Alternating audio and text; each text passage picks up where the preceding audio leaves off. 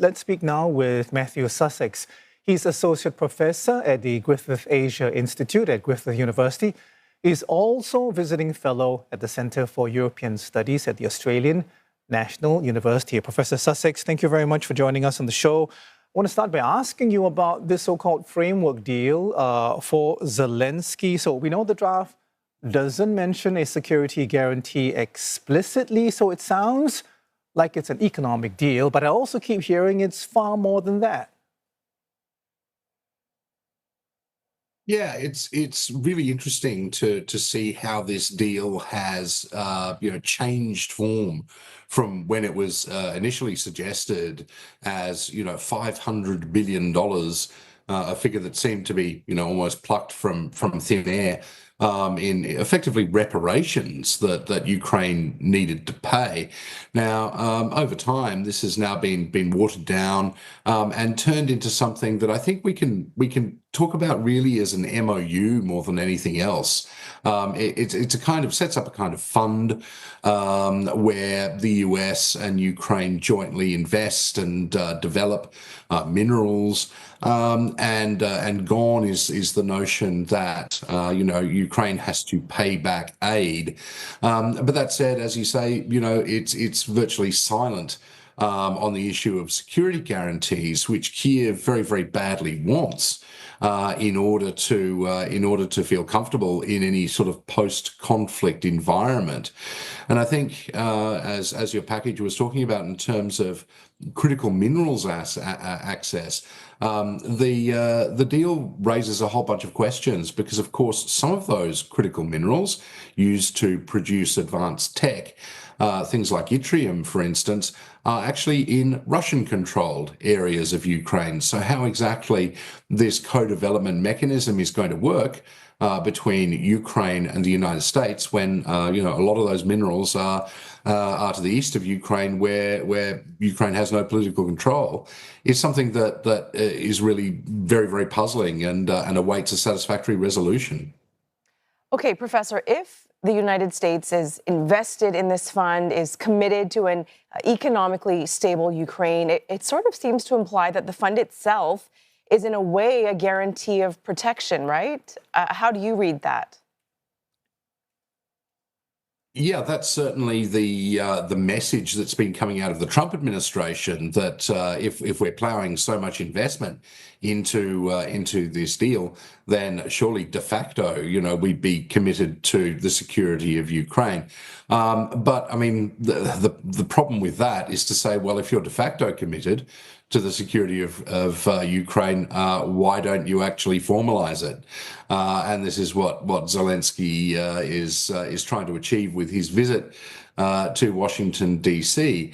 But it's certainly the case, I think, that Zelensky and the White House are completely on different pages. The White House sees this as an opportunity for the United States to shore up its ability to source resources and critical minerals in terms of its competition with Beijing, frankly. Whereas from Zelensky's perspective, it's about trying not to agree to a deal that effectively turns Ukraine into a client state of the United States, at the same time as generating enough support for Ukrainian sovereignty to continue in a post-conflict environment.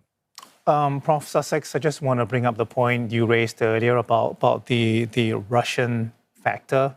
President Trump saying Putin will have to make concessions. Now, what form could these concessions take? I mean, we know the Kremlin and the Foreign Minister Sergei Lavrov have ruled out European peacekeepers. They've also said that Russia will not cease hostilities along the current front line. Yes, that's absolutely right, and this is effectively Putin playing a maximalist strategy with the Trump administration. If we remember, Trump promised that he could end the war in 24 hours, which subsequently became 100 days once he got into office.